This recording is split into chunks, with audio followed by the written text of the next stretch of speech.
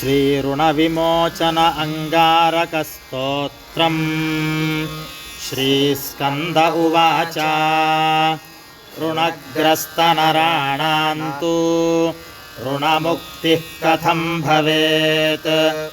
ब्रह्मोवाच वक्ष्येऽहं सर्वलोकानां हितार्थं हितकामदम्।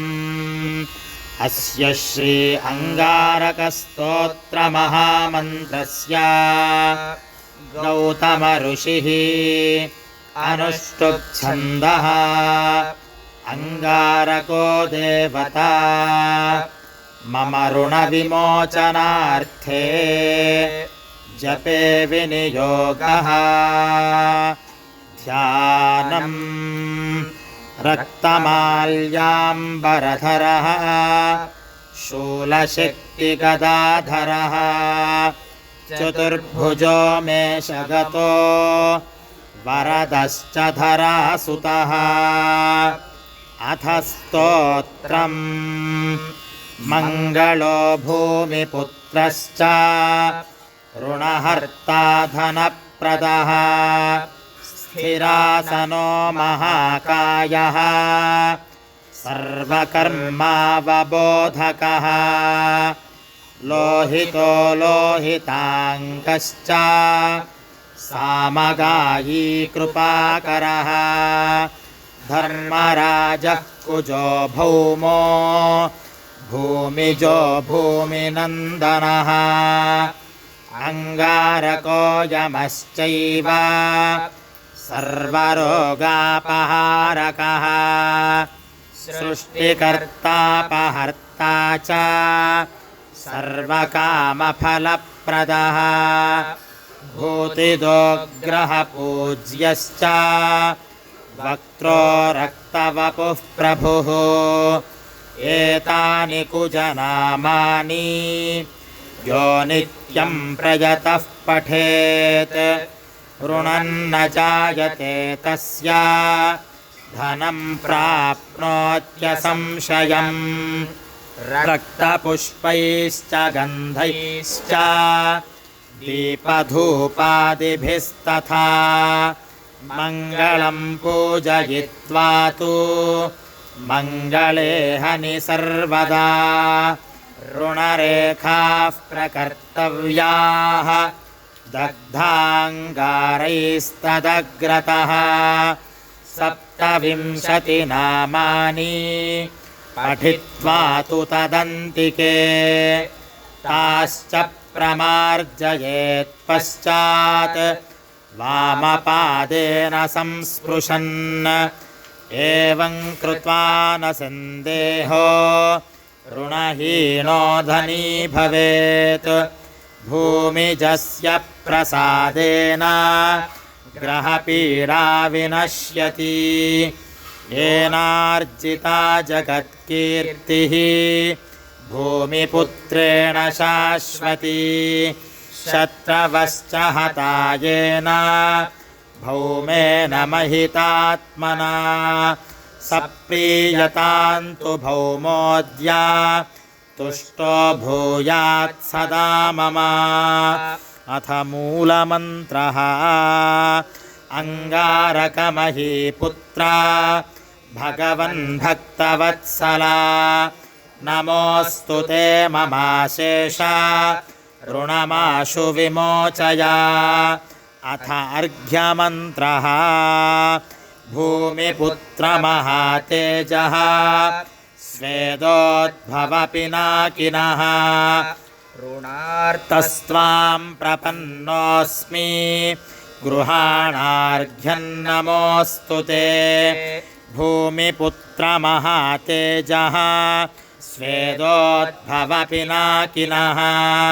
ऋणार्तस्त्वां प्रपन्नोऽस्मि गृहाणार्घ्यं नमोऽस्तु ते। भूमिपुत्रमहातेजः स्वेदोद्भवपिनाकिनः। ऋणार्तस्त्वां प्रपन्नोऽस्मि गृहाणार्घ्यं नमोऽस्तु ते। इति ऋणविमोचन अंगारकस्तोत्रं सम्पूर्णम् श्री अधिदेवता प्रत्यधिदेवता समेता अंगारकग्रहप्रसादसिद्धिरस्तु सर्वेषां ऋणबाधा विमोचनमस्तु। श्री ऋणविमोचन अंगारकस्तोत्रम्। श्री स्कंद उवाच ऋणग्रस्तनराणां तु ऋणमुक्तिः कथं भवेत्। ब्रह्मोवाच वक्ष्येऽहं सर्वलोकानां हितार्थं हितकामदम्। अस्य श्री अंगारकस्तोत्रमहामन्त्रस्य गौतम ऋषिः अनुष्टुप्छन्दः। अंगारको देवता मम ऋणविमोचनार्थे जपे विनियोगः। ध्यानम् रक्तमाल्याम्बरधरः शूलशक्तिगदाधरः चतुर्भुजो मेषगतो वरदश्च धरासुतः।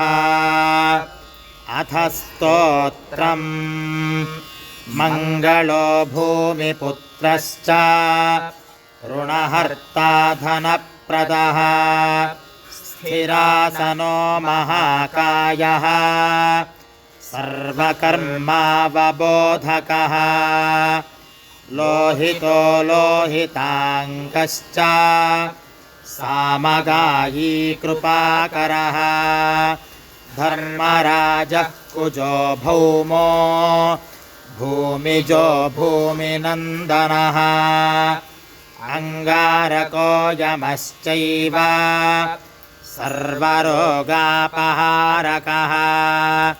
सृष्टिकर्तापहर्ता च सर्वकामफलप्रदः भूतिदोग्रहपूज्यश्च वक्त्रो रक्तवपुः प्रभुः एतानि कुजनामानि यो नित्यं प्रयतः पठेत् ऋणन्न जायते तस्य धनं प्राप्नोत्यसंशयम् रक्तपुष्पैश्च गन्धैश्च दीपधूपादिभिस्तथा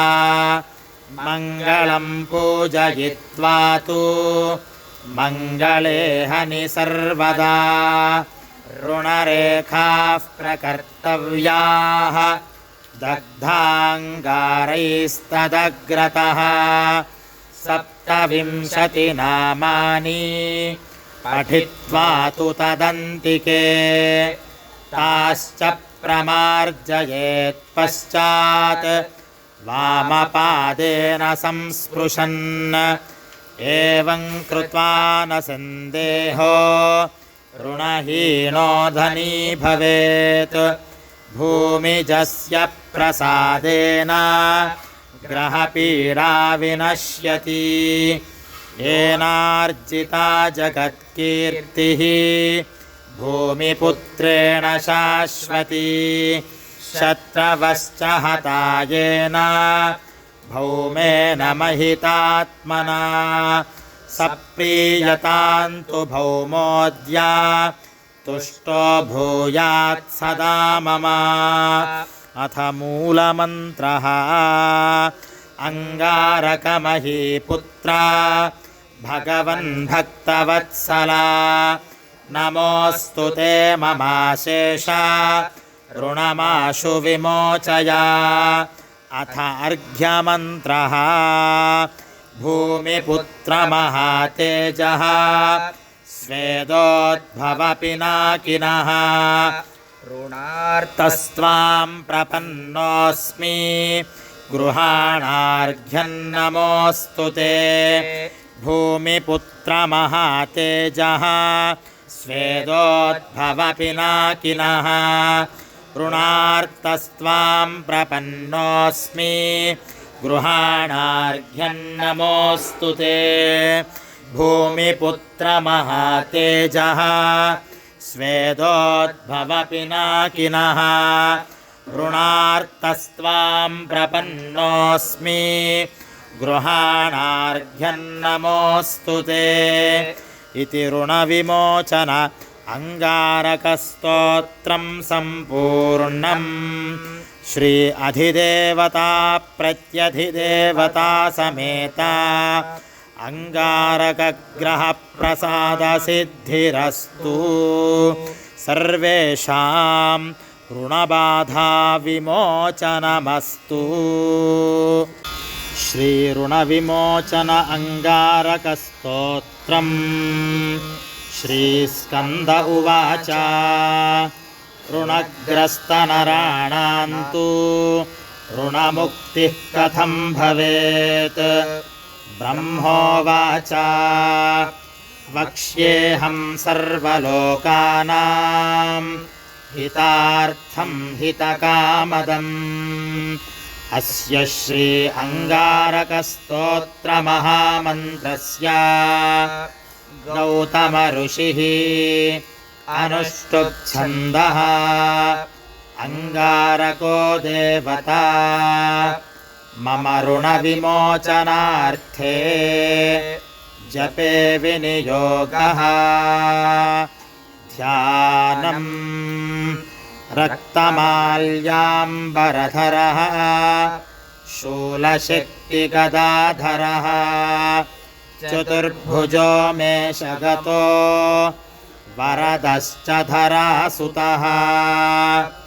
अथ स्तोत्रम् मङ्गलो भूमिपुत्रश्च ऋणहर्ता धनप्रदः स्थिरासनो महाकायः सर्वकर्मावबोधकः लोहितो लोहिताङ्गश्च सामगायी कृपाकरः धर्मराजः कुजो भौमो भूमिजो भूमिनन्दनः अंगारको यमश्चैव सर्वरोगापहारकः सृष्टिकर्तापहर्ता च सर्वकामफलप्रदः भूतिदोग्रहपूज्यश्च वक्त्रो रक्तवपुः प्रभुः एतानि कुजनामानि यो नित्यं प्रयतः पठेत् ऋणन्न जायते तस्य धनं प्राप्नोत्यसंशयम् रक्तपुष्पैश्च गन्धैश्च दीपधूपादिभिस्तथा मङ्गलं पूजयित्वा तु मङ्गले हनि सर्वदा ऋणरेखाः प्रकर्तव्याः दग्धाङ्गारैस्तदग्रतः 27 नामानि पठित्वा तु तदन्तिके ताश्च प्रमार्जयेत् पश्चात् वामपादेन संस्पृशन् एवं कृत्वा न सन्देहो ऋणहीनो धनी भवेत् भूमिजस्य प्रसादेन ग्रहपीडा विनश्यति येनार्जिता जगत्कीर्तिः भूमिपुत्रेण शाश्वती शत्रवश्च हता येन भौमेन महितात्मना सप्रीयतान्तु भौमोऽद्य तुष्टो भूयात् सदा मम अथ मूलमन्त्रः अंगारकमहीपुत्र भगवन् भक्तवत्सला नमोऽस्तु ते ममाशेष ऋणमाशु विमोचय अथ अर्घ्यमन्त्रः भूमिपुत्रमहातेजः स्वेदोद्भवपिनाकिनः ऋणार्तस्त्वां प्रपन्नोऽस्मि गृहाणार्घ्यन्नमोऽस्तु ते भूमिपुत्रमहातेजः स्वेदोद्भवपिनाकिनः ऋणार्तस्त्वां प्रपन्नोऽस्मि गृहाणार्घ्यन्नमोऽस्तु ते भूमिपुत्रमहातेजः स्वेदोद्भवपिनाकिनः ऋणार्तस्त्वां प्रपन्नोऽस्मि गृहाणार्घ्यन्नमोऽस्तु ते इति ऋणविमोचन अङ्गारकस्तोत्रं सम्पूर्णम् श्री अधिदेवता प्रत्यधिदेवता समेता अङ्गारकग्रहप्रसादसिद्धिरस्तु सर्वेषां ऋणबाधाविमोचनमस्तु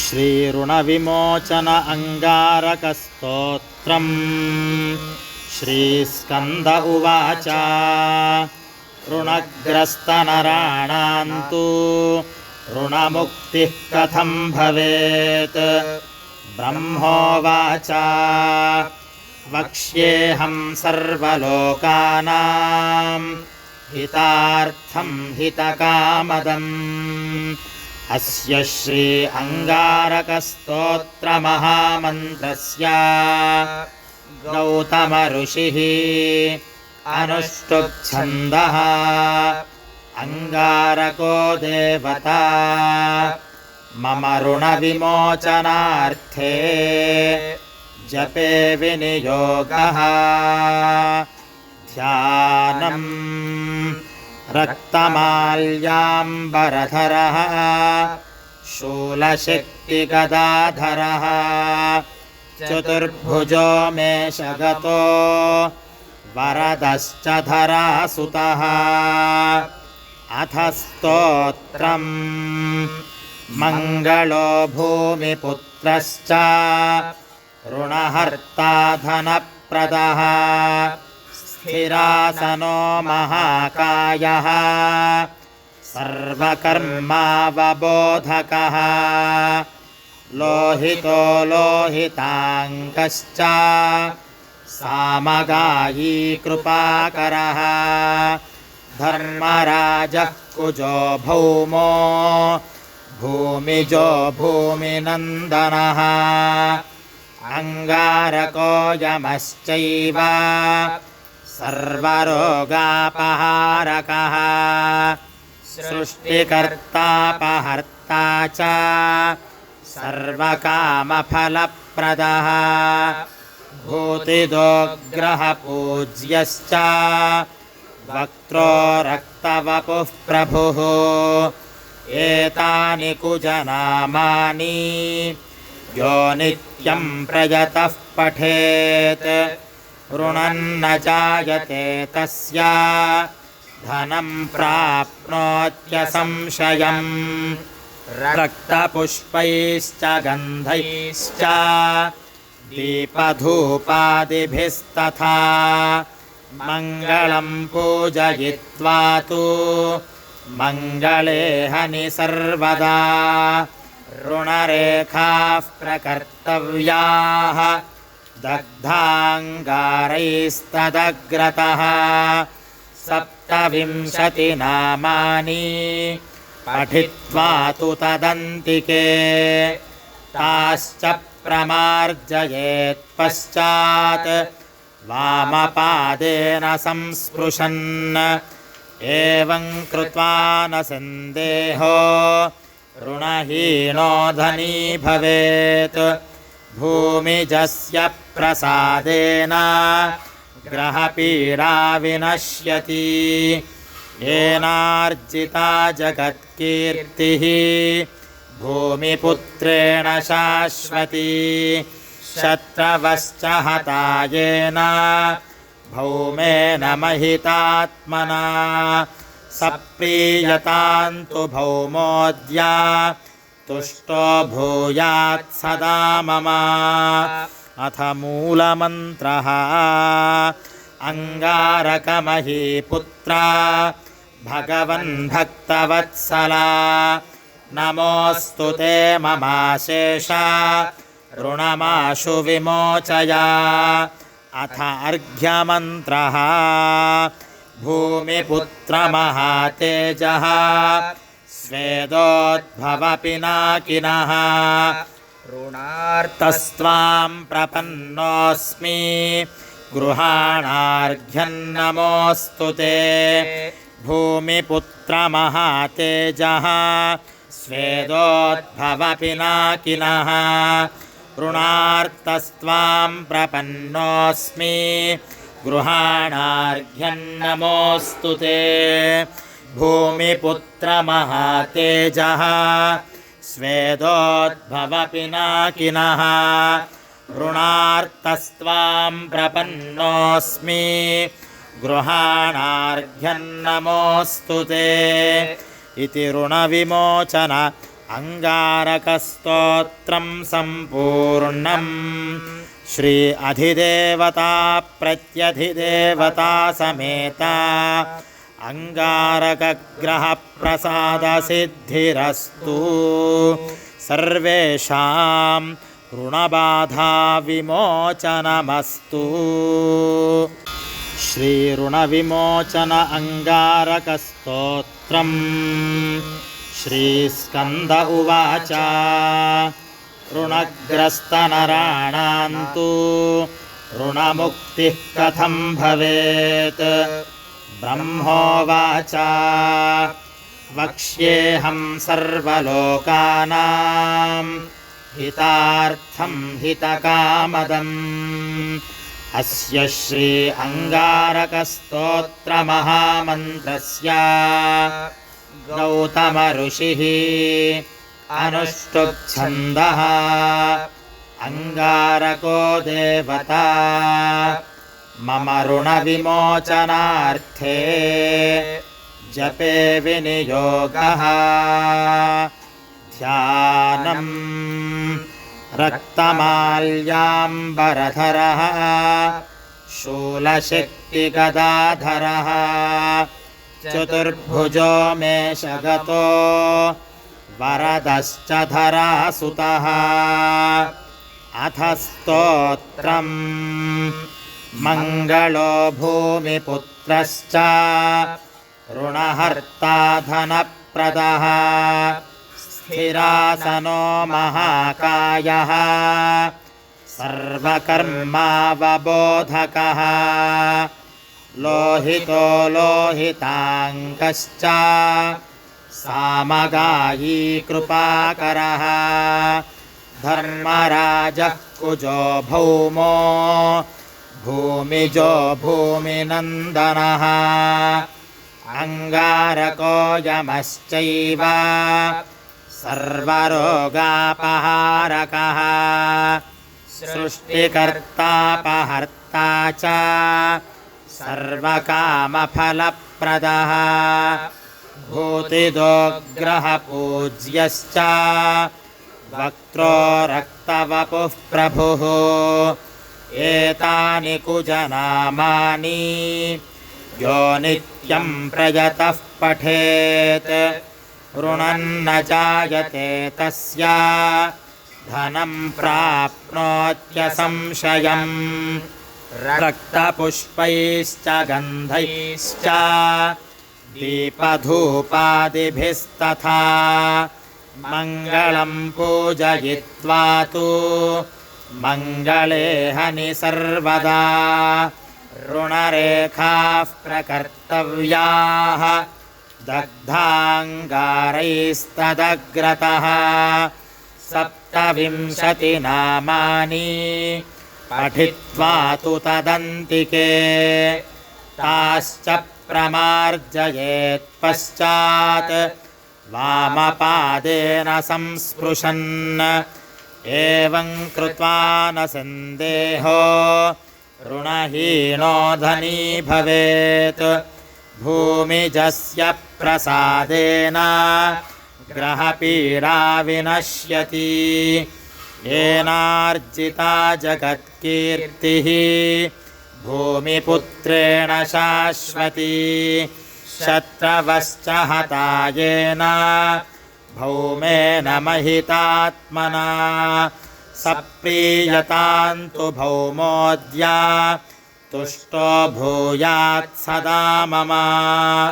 अथ मूलमन्त्रः अङ्गारकमहीपुत्र भगवन् भक्तवत्सला नमोऽस्तु ते ममाशेष ऋणमाशु विमोचय। अथ अर्घ्यमन्त्रः भूमिपुत्रमहातेजः स्वेदोद्भवपिनाकिनः ऋणार्तस्त्वां प्रपन्नोऽस्मि गृहाणार्घ्यं नमोऽस्तु ते। भूमिपुत्रमहातेजः स्वेदोद्भवपिनाकिनः ऋणार्तस्त्वां प्रपन्नोऽस्मि गृहाणार्घ्यं नमोऽस्तु ते। भूमिपुत्रमहातेजः स्वेदोद्भवपिनाकिनः ऋणार्तस्त्वां प्रपन्नोऽस्मि गृहाणार्घ्यं नमोऽस्तु ते। इति ऋणविमोचन अङ्गारकस्तोत्रं सम्पूर्णम्। श्री अधिदेवता प्रत्यधिदेवता समेता अङ्गारकग्रहप्रसादसिद्धिरस्तु। सर्वेषां ऋणबाधा विमोचनमस्तु। श्रीऋणविमोचन अङ्गारकस्तोत्रम्। श्रीस्कन्द उवाच ऋणग्रस्तनराणां तु ऋणमुक्तिः कथं भवेत्। ब्रह्मोवाच वक्ष्येऽहं सर्वलोकानां हितार्थं हितकामदम्। अस्य श्री अङ्गारकस्तोत्रमहामन्त्रस्य गौतम ऋषिः अनुष्टुप्छन्दः अङ्गारको देवता मम ऋणविमोचनार्थे जपे विनियोगः। ध्यानम् रक्तमाल्याम्बरधरः शूलशक्तिगदाधरः चतुर्भुजो मेषगतो वरदश्च धरासुतः। अथ स्तोत्रम् मङ्गलो भूमिपुत्रश्च ऋणहर्ता धनप्रदः स्थिरासनो महाकायः सर्वकर्मावबोधकः लोहितो लोहिताङ्गश्च सामगायी कृपाकरः धर्मराजः कुजो भौमो भूमिजो भूमिनन्दनः अङ्गारको यमश्चैव सर्वरोगापहारकः सृष्टिकर्तापहर्ता च सर्वकामफलप्रदः भूतिदोग्रहपूज्यश्च वक्त्रो रक्तवपुः प्रभुः एतानि कुजनामानि यो नित्यं प्रयतः पठेत् ऋणन्न जायते तस्य धनं प्राप्नोत्यसंशयम् रक्तपुष्पैश्च गन्धैश्च दीपधूपादिभिस्तथा मङ्गलं पूजयित्वा तु मङ्गले हनि सर्वदा ऋणरेखाः प्रकर्तव्याः दग्धाङ्गारैस्तदग्रतः 27 नामानि पठित्वा तु तदन्तिके ताश्च प्रमार्जयेत् पश्चात् वामपादेन संस्पृशन् एवं कृत्वा न सन्देहो ऋणहीनो धनी भवेत् भूमिजस्य प्रसादेन ग्रहपीडा विनश्यति येनार्जिता जगत्कीर्तिः भूमिपुत्रेण शाश्वती शत्रवश्च हता येन भौमेन महितात्मना सप्रीयतान्तु भौमोऽद्य तुष्टो भूयात् सदा मम अथ मूलमन्त्रः अङ्गारकमहीपुत्रा भगवन् भक्तवत्सला नमोऽस्तु ते ममाशेषा ऋणमाशु विमोचय अथ अर्घ्यमन्त्रः भूमिपुत्रमहातेजः स्वेदोद्भवपिनाकिनः ऋणार्तस्त्वां प्रपन्नोऽस्मि गृहाणार्घ्यन्नमोऽस्तु ते भूमिपुत्रमहातेजः स्वेदोद्भवपिनाकिनः ऋणार्तस्त्वां प्रपन्नोऽस्मि गृहाणार्घ्यन्नमोऽस्तु ते भूमिपुत्रमहातेजः स्वेदोद्भवपिनाकिनः ऋणार्तस्त्वां प्रपन्नोऽस्मि गृहाणार्घ्यन्नमोऽस्तु ते इति ऋणविमोचन अङ्गारकस्तोत्रं सम्पूर्णम् श्री अधिदेवता प्रत्यधिदेवता समेता अङ्गारकग्रहप्रसादसिद्धिरस्तु सर्वेषां ऋणबाधा विमोचनमस्तु श्रीऋणविमोचन अङ्गारकस्तोत्रम् श्रीस्कन्द उवाच ऋणग्रस्तनराणां तु ऋणमुक्तिः कथं भवेत् ब्रह्मोवाच वक्ष्येऽहं सर्वलोकानां हितार्थं हितकामदम् अस्य श्री अङ्गारकस्तोत्रमहामन्त्रस्य गौतम ऋषिः अनुष्टुप्छन्दः अङ्गारको देवता मम ऋणविमोचनार्थे जपे विनियोगः ध्यानम् रक्तमाल्याम्बरधरः शूलशक्तिगदाधरः चतुर्भुजो मेषगतो वरदश्च धरासुतः अथ स्तोत्रम् मङ्गलो भूमिपुत्रश्च ऋणहर्ता धनप्रदः स्थिरासनो महाकायः सर्वकर्मावबोधकः लोहितो लोहिताङ्गश्च सामगायी कृपाकरः धर्मराजः कुजो भौमो भूमिजो भूमिनन्दनः अङ्गारको यमश्चैव सर्वरोगापहारकः सृष्टिकर्तापहर्ता च सर्वकामफलप्रदः भूतिदोग्रहपूज्यश्च वक्त्रो रक्तवपुः प्रभुः एतानि कुजनामानि यो नित्यं प्रयतः पठेत् ऋणन्न जायते तस्य धनं प्राप्नोत्यसंशयम् रक्तपुष्पैश्च गन्धैश्च दीपधूपादिभिस्तथा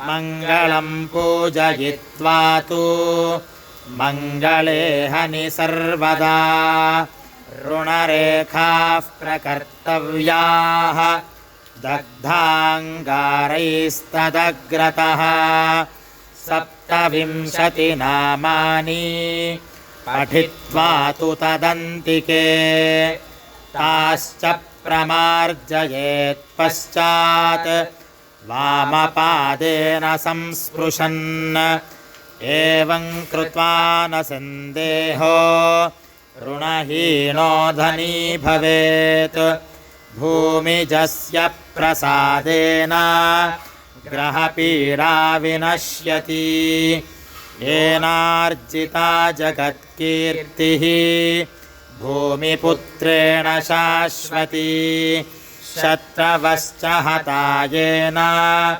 भौमेन महितात्मना सप्रीयतान्तु भौमोऽद्य तुष्टो भूयात् सदा मम अथ मूलमन्त्रः अङ्गारकमहीपुत्र भगवन् भक्तवत्सला नमोऽस्तु ते ममाशेष ऋणमाशु विमोचय अथ अर्घ्यमन्त्रः भूमिपुत्रमहातेजः स्वेदोद्भवपिनाकिनः ऋणार्तस्त्वां प्रपन्नोऽस्मि गृहाणार्घ्यन्नमोऽस्तु ते भूमिपुत्रमहातेजः स्वेदोद्भवपिनाकिनः ऋणार्तस्त्वां प्रपन्नोऽस्मि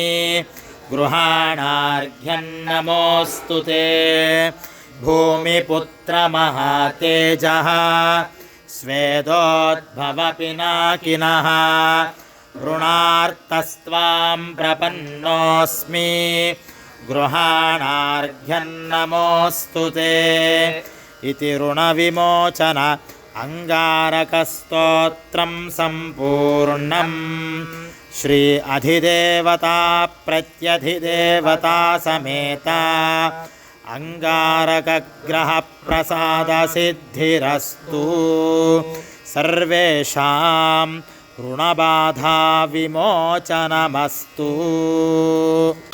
श्रीऋणविमोचन अङ्गारकस्तोत्रम् श्रीस्कन्द उवाच ऋणग्रस्तनराणां तु ऋणमुक्तिः कथं भवेत् ब्रह्मोवाच वक्ष्येऽहं सर्वलोकानां हितार्थं हितकामदम् अस्य श्री अङ्गारकस्तोत्रमहामन्त्रस्य गौतम ऋषिः अनुष्टुप्छन्दः अङ्गारको देवता मम ऋणविमोचनार्थे जपे विनियोगः ध्यानम् रक्तमाल्याम्बरधरः शूलशक्तिगदाधरः चतुर्भुजो मेषगतो वरदश्च धरासुतः अथ स्तोत्रम् मङ्गलो भूमिपुत्रश्च ऋणहर्ता धनप्रदः स्थिरासनो महाकायः सर्वकर्मावबोधकः लोहितो लोहिताङ्गश्च सामगायी कृपाकरः धर्मराजः कुजो भौमो भूमिजो भूमिनन्दनः अङ्गारको यमश्चैव सर्वरोगापहारकः सृष्टिकर्तापहर्ता च सर्वकामफलप्रदः भूतिदोग्रहपूज्यश्च वक्त्रो रक्तवपुः प्रभुः एतानि कुजनामानि यो नित्यं प्रयतः पठेत् ऋणन्न जायते तस्य धनं प्राप्नोत्यसंशयम् रक्तपुष्पैश्च गन्धैश्च दीपधूपादिभिस्तथा मङ्गलं पूजयित्वा तु मङ्गले हनि सर्वदा ऋणरेखाः प्रकर्तव्याः दग्धाङ्गारैस्तदग्रतः 27 नामानि पठित्वा तु तदन्तिके ताश्च प्रमार्जयेत् पश्चात् वामपादेन संस्पृशन् एवं कृत्वा न सन्देहो ऋणहीनो धनी भवेत् भूमिजस्य प्रसादेन ग्रहपीडा विनश्यति येनार्जिता जगत्कीर्तिः भूमिपुत्रेण शाश्वती शत्रवश्च हता येन भौमेन महितात्मना सप्रीयतान्तु भौमोऽद्य तुष्टो भूयात् सदा मम अथ मूलमन्त्रः अङ्गारकमहीपुत्र भगवन् भक्तवत्सला नमोऽस्तु ते ममाशेष ऋणमाशु विमोचय अथ अर्घ्यमन्त्रः भूमिपुत्रमहातेजः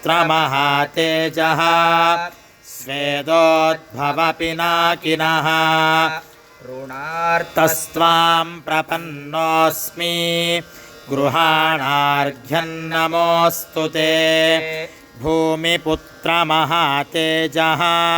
स्वेदोद्भवपिनाकिनः ऋणार्तस्त्वां प्रपन्नोऽस्मि गृहाणार्घ्यं नमोऽस्तु ते भूमिपुत्रमहातेजः स्वेदोद्भवपिनाकिनः ऋणार्तस्त्वां प्रपन्नोऽस्मि गृहाणार्घ्यं नमोऽस्तु ते इति ऋणविमोचन अङ्गारकस्तोत्रं सम्पूर्णम् श्री अधिदेवता प्रत्यधिदेवता समेता अङ्गारकग्रहप्रसादसिद्धिरस्तु सर्वेषां ऋणबाधा विमोचनमस्तु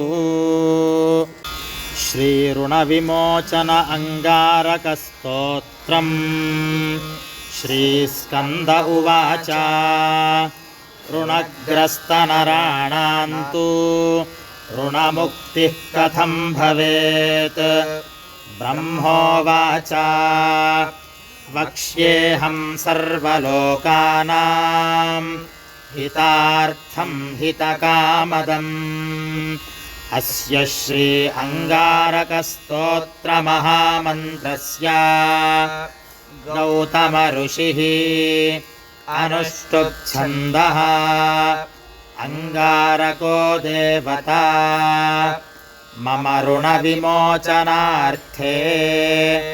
जपे विनियोगः ध्यानम् रक्तमाल्याम्बरधरः शूलशक्तिगदाधरः चतुर्भुजो मेषगतो वरदश्च धरासुतः अथ स्तोत्रम् मङ्गलो भूमिपुत्रश्च ऋणहर्ता धनप्रदः स्थिरासनो महाकायः सर्वकर्मावबोधकः लोहितो लोहिताङ्गश्च सामगायी कृपाकरः धर्मराजः कुजो भौमो भूमिजो भूमिनन्दनः अङ्गारको यमश्चैव सर्वरोगापहारकः सृष्टिकर्तापहर्ता च सर्वकामफलप्रदः भूतिदोग्रहपूज्यश्च वक्त्रो रक्तवपुः प्रभुः एतानि कुजनामानि यो नित्यं प्रयतः पठेत् ऋणन्न जायते तस्य धनं प्राप्नोत्यसंशयम् रक्तपुष्पैश्च गन्धैश्च दीपधूपादिभिस्तथा मङ्गलं पूजयित्वा तु मङ्गले हनि सर्वदा ऋणरेखाः प्रकर्तव्याः दग्धाङ्गारैस्तदग्रतः 27 नामानि पठित्वा तु तदन्तिके ताश्च प्रमार्जयेत् पश्चात् वामपादेन संस्पृशन् एवं कृत्वा न सन्देहो ऋणहीनो धनी भवेत् भूमिजस्य प्रसादेन ग्रहपीडा विनश्यति येनार्जिता जगत्कीर्तिः भूमिपुत्रेण शाश्वती शत्रवश्च हता येन भौमेन महितात्मना सप्रीयतान्तु भौमोऽद्य तुष्टो भूयात् सदा मम अथ मूलमन्त्रः अङ्गारकमहीपुत्र भगवन् भक्तवत्सला नमोऽस्तु ते ममाशेष ऋणमाशु विमोचय अथ अर्घ्यमन्त्रः भूमिपुत्रमहातेजः स्वेदोद्भवपिनाकिनः ऋणार्तस्त्वां प्रपन्नोऽस्मि गृहाणार्घ्यन्नमोऽस्तु ते भूमिपुत्रमहातेजः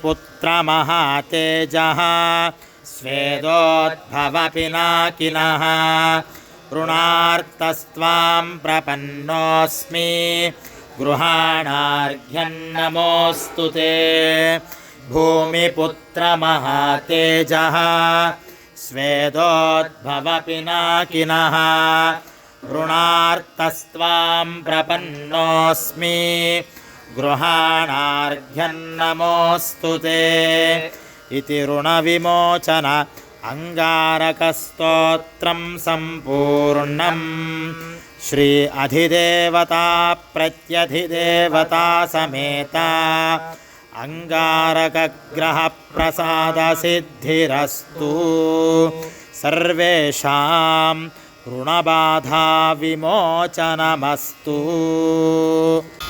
श्रीऋणविमोचन अङ्गारकस्तोत्रम् श्रीस्कन्द उवाच ऋणग्रस्तनराणां तु ऋणमुक्तिः कथं भवेत् ब्रह्मोवाच वक्ष्येऽहं सर्वलोकानां हितार्थं हितकामदम् अस्य श्री अङ्गारकस्तोत्रमहामन्त्रस्य गौतम ऋषिः अनुष्टुप्छन्दः अङ्गारको देवता मम ऋणविमोचनार्थे जपे विनियोगः ध्यानम् रक्तमाल्याम्बरधरः शूलशक्तिगदाधरः चतुर्भुजो मेषगतो वरदश्च धरासुतः अथ स्तोत्रम् मङ्गलो भूमिपुत्रश्च ऋणहर्ता धनप्रदः स्थिरासनो महाकायः सर्वकर्मावबोधकः लोहितो लोहिताङ्गश्च सामगायी कृपाकरः धर्मराजः कुजो भौमो भूमिजो भूमिनन्दनः अङ्गारको यमश्चैव सर्वरोगापहारकः सृष्टिकर्तापहर्ता च सर्वकामफलप्रदः भूतिदोग्रहपूज्यश्च वक्त्रो रक्तवपुः प्रभुः एतानि कुजनामानि यो नित्यं प्रयतः पठेत् ऋणन्न जायते तस्य धनं प्राप्नोत्यसंशयम् रक्तपुष्पैश्च गन्धैश्च दीपधूपादिभिस्तथा मङ्गलं पूजयित्वा तु मङ्गले हनि सर्वदा ऋणरेखाः प्रकर्तव्याः दग्धाङ्गारैस्तदग्रतः 27 नामानि पठित्वा तु तदन्तिके ताश्च प्रमार्जयेत् पश्चात् वामपादेन संस्पृशन् एवं कृत्वा न सन्देहो ऋणहीनो धनी भवेत् भूमिजस्य प्रसादेन ग्रहपीडा विनश्यति येनार्जिता जगत्कीर्तिः भूमिपुत्रेण शाश्वती शत्रवश्च हता येन भौमेन महितात्मना सप्रीयतान्तु भौमोऽद्य तुष्टो भूयात् सदा मम अथ मूलमन्त्रः अङ्गारकमहीपुत्र भगवन् भक्तवत्सला नमोऽस्तु ते ममाशेष ऋणमाशु विमोचय अथ अर्घ्यमन्त्रः भूमिपुत्रमहातेजः स्वेदोद्भवपिनाकिनः ऋणार्तस्त्वां प्रपन्नोऽस्मि गृहाणार्घ्यन्नमोऽस्तु ते भूमिपुत्रमहातेजः स्वेदोद्भवपिनाकिनः ऋणार्तस्त्वां प्रपन्नोऽस्मि गृहाणार्घ्यन्नमोऽस्तु ते भूमिपुत्रमहातेजः स्वेदोद्भवपिनाकिनः ऋणार्तस्त्वां प्रपन्नोऽस्मि गृहाणार्घ्यन्नमोऽस्तु ते इति ऋणविमोचन अङ्गारकस्तोत्रं सम्पूर्णम् श्री अधिदेवता प्रत्यधिदेवता समेता अङ्गारकग्रहप्रसादसिद्धिरस्तु सर्वेषां ऋणबाधा विमोचनमस्तु श्रीऋणविमोचन अङ्गारकस्तोत्रम् श्रीस्कन्द उवाच ऋणग्रस्तनराणां तु ऋणमुक्तिः कथं भवेत् ब्रह्मोवाच वक्ष्येऽहं सर्वलोकानां हितार्थं हितकामदम् अस्य श्री अङ्गारकस्तोत्रमहामन्त्रस्य गौतम ऋषिः अनुष्टुप्छन्दः अङ्गारको देवता मम ऋणविमोचनार्थे जपे विनियोगः ध्यानं रक्तमाल्याम्बरधरः शूलशक्तिगदाधरः चतुर्भुजो मेषगतो वरदश्च धरासुतः अथ स्तोत्रम् मङ्गलो भूमिपुत्रश्च ऋणहर्ता धनप्रदः स्थिरासनो महाकायः सर्वकर्मावबोधकः लोहितो लोहिताङ्गश्च सामगायी कृपाकरः धर्मराजः कुजो भौमो भूमिजो भूमिनन्दनः अङ्गारको यमश्चैव सर्वरोगापहारकः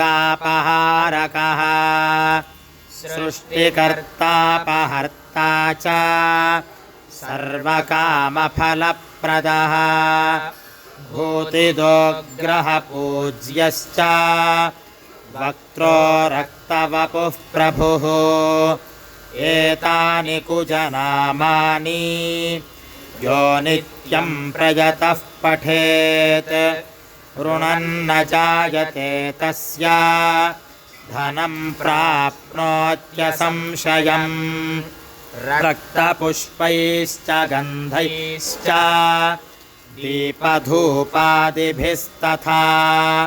मङ्गलं पूजयित्वा तु मङ्गले हनि सर्वदा ऋणरेखाः प्रकर्तव्याः दग्धाङ्गारैस्तदग्रतः 27 नामानि पठित्वा तु तदन्तिके ताश्च प्रमार्जयेत् पश्चात् वामपादेन संस्पृशन् एवं कृत्वा न सन्देहो ऋणहीनो धनी भवेत् भूमिजस्य प्रसादेन ग्रहपीडा विनश्यति येनार्जिता जगत्कीर्तिः भूमिपुत्रेण शाश्वती शत्रवश्च हता येन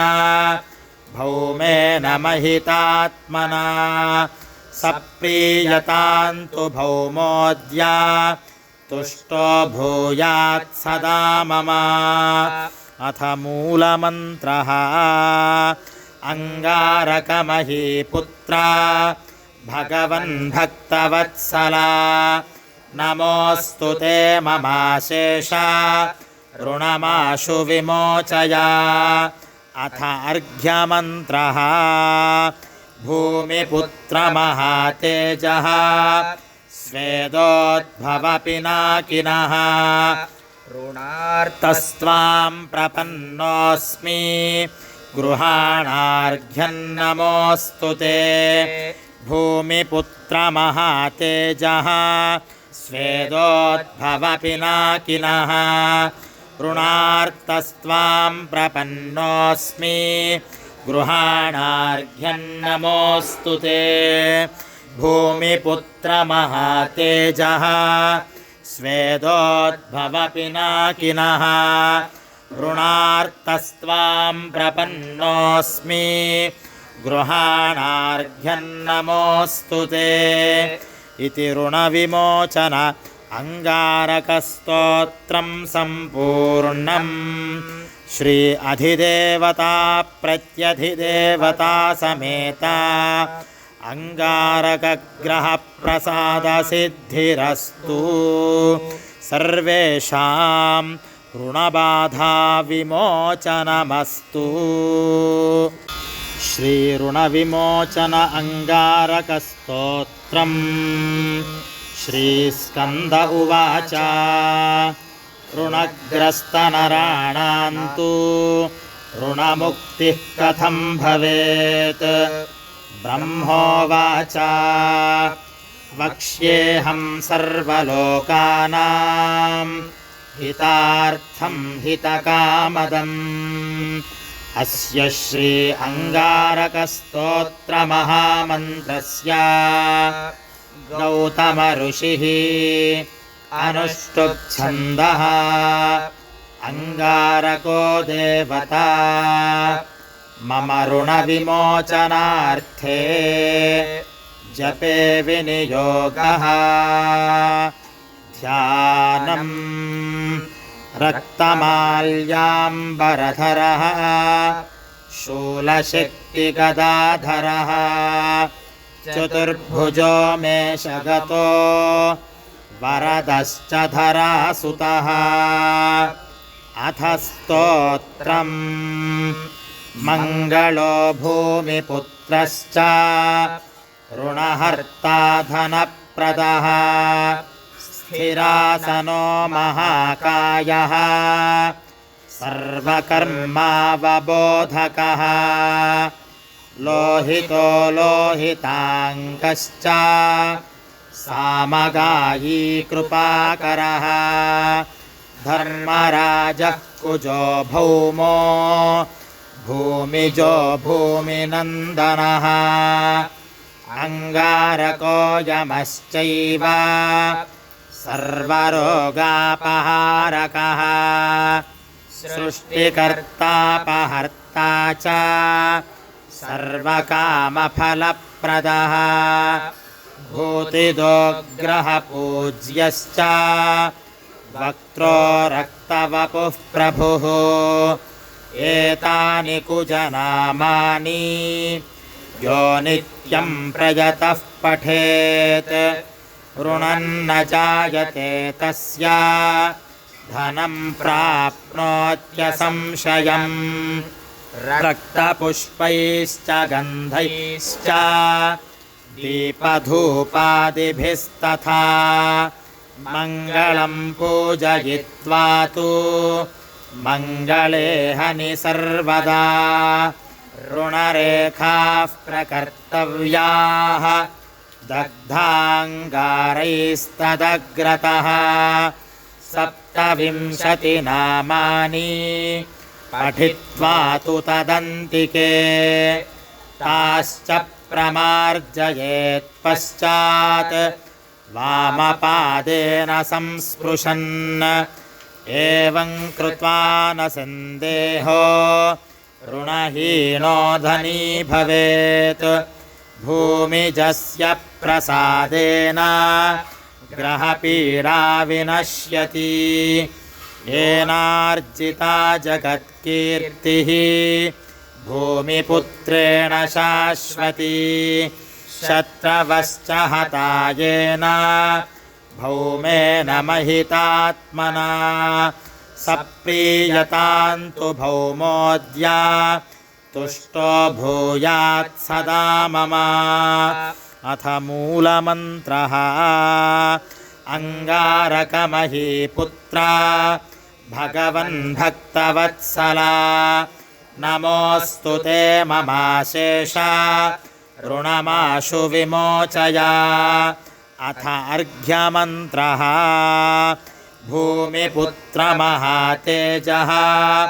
स्वेदोद्भवपिनाकिनः ऋणार्तस्त्वां प्रपन्नोऽस्मि गृहाणार्घ्यन्नमोऽस्तु ते भूमिपुत्रमहातेजः स्वेदोद्भवपिनाकिनः ऋणार्तस्त्वां प्रपन्नोऽस्मि गृहाणार्घ्यन्नमोऽस्तु ते भूमिपुत्रमहातेजः स्वेदोद्भवपिनाकिनः ऋणार्तस्त्वां प्रपन्नोऽस्मि गृहाणार्घ्यन्नमोऽस्तु ते इति ऋणविमोचन अङ्गारकस्तोत्रं सम्पूर्णम् श्री अधिदेवता प्रत्यधिदेवता समेता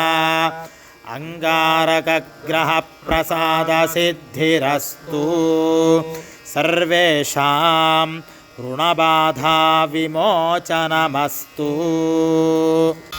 श्रीऋणविमोचन अङ्गारकस्तोत्रम् श्रीस्कन्द उवाच ऋणग्रस्तनराणां तु ऋणमुक्तिः कथं भवेत् ब्रह्मोवाच वक्ष्येऽहं सर्वलोकानां हितार्थं हितकामदम् अस्य श्री अङ्गारकस्तोत्रमहामन्त्रस्य गौतम ऋषिः अनुष्टुप्छन्दः अङ्गारको देवता मम ऋणविमोचनार्थे जपे विनियोगः ध्यानम् रक्तमाल्याम्बरधरः शूलशक्तिगदाधरः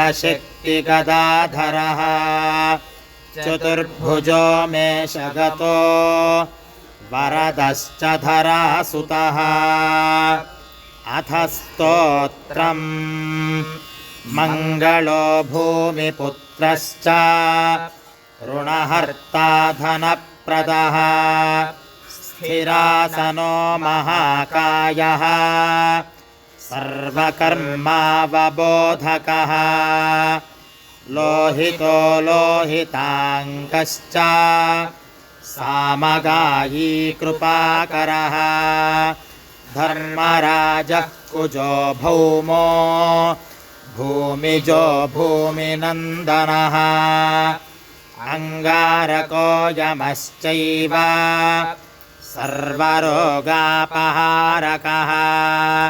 सृष्टिकर्तापहर्ता च सर्वकामफलप्रदः भूतिदोग्रहपूज्यश्च वक्त्रो रक्तवपुः प्रभुः एतानि कुजनामानि यो नित्यं प्रयतः पठेत् ऋणन्न जायते तस्य धनं प्राप्नोत्यसंशयम् रक्तपुष्पैश्च गन्धैश्च दीपधूपादिभिस्तथा मङ्गलं पूजयित्वा तु मङ्गले हनि सर्वदा ऋणरेखाः प्रकर्तव्याः दग्धाङ्गारैस्तदग्रतः 27 नामानि पठित्वा तु तदन्तिके ताश्च प्रमार्जयेत् पश्चात् वामपादेन संस्पृशन् एवं कृत्वा न सन्देहो ऋणहीनो धनी भवेत् भूमिजस्य प्रसादेन ग्रहपीडा विनश्यति येनार्जिता जगत्कीर्तिः भूमिपुत्रेण शाश्वती शत्रवश्च हता येन भौमेन महितात्मना सप्रीयतान्तु भौमोऽद्य तुष्टो भूयात् सदा मम अथ मूलमन्त्रः अङ्गारकमहीपुत्र भगवन् भक्तवत्सला नमोऽस्तु ते ममाशेष ऋणमाशु विमोचय अथ अर्घ्यमन्त्रः भूमिपुत्रमहातेजः स्वेदोद्भवपिनाकिनः ऋणार्तस्त्वां प्रपन्नोऽस्मि गृहाणार्घ्यं नमोऽस्तु ते भूमिपुत्रमहातेजः स्वेदोद्भवपिनाकिनः ऋणार्तस्त्वां प्रपन्नोऽस्मि गृहाणार्घ्यं नमोऽस्तु ते भूमिपुत्रमहातेजः स्वेदोद्भवपिनाकिनः ऋणार्तस्त्वां प्रपन्नोऽस्मि गृहाणार्घ्यं नमोऽस्तु ते इति ऋणविमोचन अङ्गारकस्तोत्रं सम्पूर्णम् श्री अधिदेवता प्रत्यधिदेवता समेता अङ्गारकग्रहप्रसादसिद्धिरस्तु सर्वेषां ऋणबाधा विमोचनमस्तु।